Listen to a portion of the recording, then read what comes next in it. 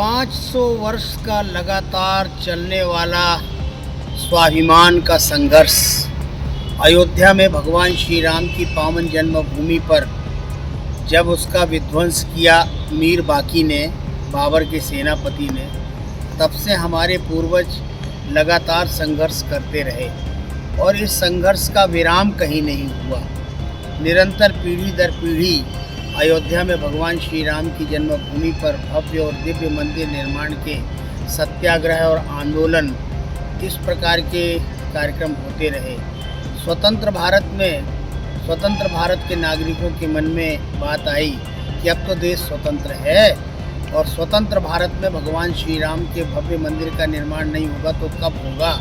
और इसके लिए संघर्ष का एक नया आयाम, नया चरण प्रारंभ हुआ। 1964 में विश्व हिंदू परिषद का गठन हुआ और विश्व हिंदू परिषद के पास कांग्रेस से हमदर्दी रखने वाले अनेक नेताओं ने अप्रोच की। पहले तो वो भारत के प्रधानमंत्री के पास गए, लेकिन भारत के धर्मनिरपेक्ष प्रधानमंत्री ने निरंतर निराश किया और फिर अंत में विश्व हिंदू परिषद के पाले वो गेंद आई। राष्ट्रीय स्वयंसेवक संघ के तत्कालीन सरसंघ चालक माधव सदाशिवराव गोलवरकर जी ने उन्होंने कहा कि ठीक है, ये स्वाभिमान की लड़ाई है, हमको नए ढंग से लड़ना पड़ेगा और अयोध्या में मंदिर निर्माण कराना हम आस्थावान हिंदू जनों का, सनातन धर्मावलंबियों का और भारत के नागरिकों का मौलिक अधिकार है। पहले हम प्रशासनिक अधिकारियों से बात करें, केंद्र शासन से बात करें, स्थानीय शासन से बात करें, लेकिन सारे वार्ता के दौर विफल होते नजर आए। तब आंदोलन की राह, सत्याग्रह की राह हमें पकड़नी पड़ी और फिर अनेक प्रकार के अभियान और अनेक प्रकार के अनुष्ठान जन जागरण के हुए। परिणाम ये है कि 495 वर्ष के संघर्ष को विराम उस दिन मिला जब हमने उस तथाकथित ढांचे को, जिसको लोग बाबरी मस्जिद कहते थे, हम तो उसको मंदिर ही मानते चले आए। मस्जिद हमने कभी नहीं माना और उसमें 1935 के बाद कभी नमाज भी अदा नहीं की गई। तो ऐसा हुआ और जहाँ पर रामलला विराजमान है उस मंदिर को हमने तय किया कि बिना इसके विध्वंस किए नया निर्माण हो नहीं सकता। लेकिन स्व प्रेरणा से देश के कोने कोने से कार सेवक वहाँ एकत्रित हुए थे। 1992 6 दिसंबर को ढांचा ढह गया और फिर आंदोलन का एक अंतिम पड़ाव था, जिसके लिए कोर्ट कचहरी अदालत का भी आश्रय लेना पड़ा और अंत में सुप्रीम कोर्ट ने, पहले तो हाई कोर्ट ने अपनी मुहर लगाई, उसके बाद सुप्रीम कोर्ट ने निर्णय दे करके कहा ये राम की जन्मभूमि है, राम का मंदिर यहाँ बनना चाहिए। और इस प्रकार का अदालत का भी निर्णय आ गया। कितना बलिदान देना पड़ा, कितना संघर्ष करना पड़ा और मंदिर निर्माण के लिए भारत के प्रधानमंत्री आदरणीय श्री नरेंद्र मोदी जी ने एक नए न्यास का गठन करके उस न्यास के लोगों को मंदिर निर्माण की बागडोर सौंपी। और देश के लोगों ने, अपेक्षा तो थी 1100 करोड़ रुपए की, लेकिन जब हम निकले अपनी झोली पसार करके लोगों के दरवाजे, तो झोली हमारी कमज़ोर पड़ गई और लोगों ने 1100 करोड़ की जो हमारी अपेक्षा थी उससे अधिक 4-5 गुना अधिक राशि, 4100 करोड़ रुपए की राशि देश के लोगों ने मंदिर निर्माण के लिए दिया। मंदिर निर्माण प्रारंभ हुआ और अब मंदिर का लगभग 90% भाग बन के तैयार हो गया है। और 22 जनवरी को साधु संत महात्माओं ने, धर्माचार्यों ने और मुहूर्त निकाला। रामलला की प्रतिमा वहाँ पर विराजमान हो रही है। रामलला के दरबार में अक्षत कलशों का पूजन हुआ और पीले अक्षत जो है देश के कोने कोने में पहुँचाए गए। भारत के 5,75,000 गाँव में लोगों को निमंत्रण दिया जाने लगा। लगभग 3 लाख गांव से शिला पूजित होकर के और सहयोग लोगों का मिला। इसलिए अब हम सब घर घर अक्षत लेकर के लोगों को पीले चावल भगवान रामलला की ओर से और उनके बानर भालू की सेना का अंग बन करके हम घर घर पहुंच रहे हैं।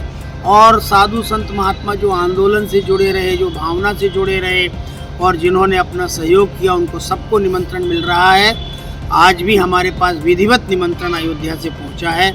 हमारे बगल में साध्वी शिरोमणि जी, जो पूर्व जीवन में सुश्री जयश्री राय के रूप में दुर्गा वाहिनी की महाकौशल प्रांत की संयोजिका थी। हमारा महाकौशल प्रांत छत्तीसगढ़ तक हुआ करता था, और आप उस समय दुर्गा वाहिनी की बहनों को जागृत करने के लिए छत्तीसगढ़ तक दौरा करती थी।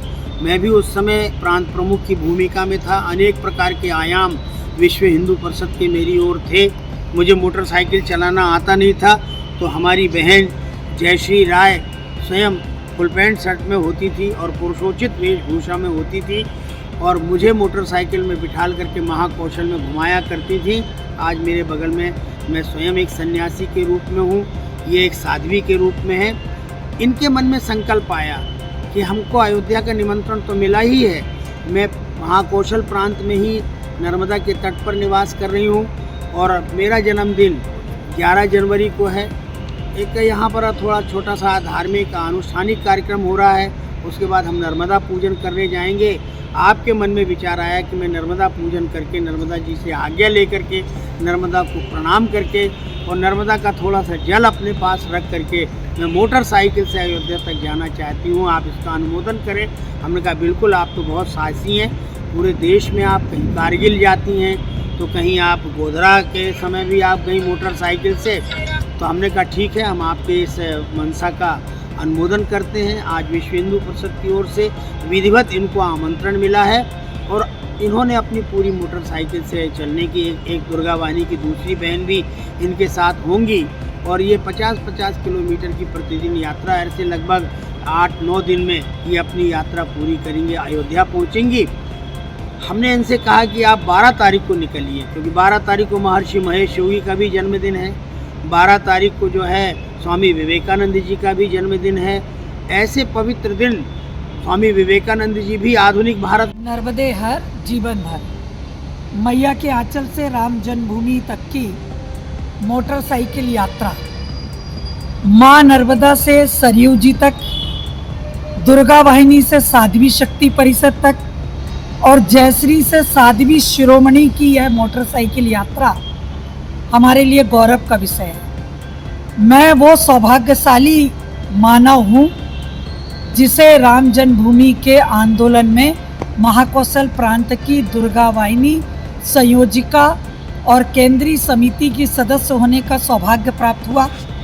दुर्गा वाहिनी की राष्ट्रीय संयोजिका पूज्या दीदी माँ साध्वी रितंबरा जी के सानिध्य में राम मंदिर के लिए कार्य करने का सौभाग्य मिला और उसके पश्चात मैं उनके चरणों में उनके साथ चली गई और जयश्री से उन्होंने शिरोमणि बना दिया और 30 वर्ष के बाद मैं वापस माँ नर्मदा के आंचल पहुंची और संपूर्णम घाट में वहाँ कुटिया बना के रहती हूँ और मुझे दायित्व मिला विश्व हिंदू परिषद में साध्वी शक्ति परिषद है उसकी क्षेत्र संयोजिका का, जिसमें मेरठ, लखनऊ और भोपाल 3 क्षेत्र 4 प्रदेश हैं, मध्य प्रदेश, छत्तीसगढ़, उत्तर प्रदेश और उत्तराखंड। जब मुझे निमंत्रण मिला कि अयोध्या रामलला का, तो अभी जब हम वृंदावन में अपनी आराध्या के श्री चरणों में उनका षष्ठी पूर्ति महोत्सव मना के आ रहे थे,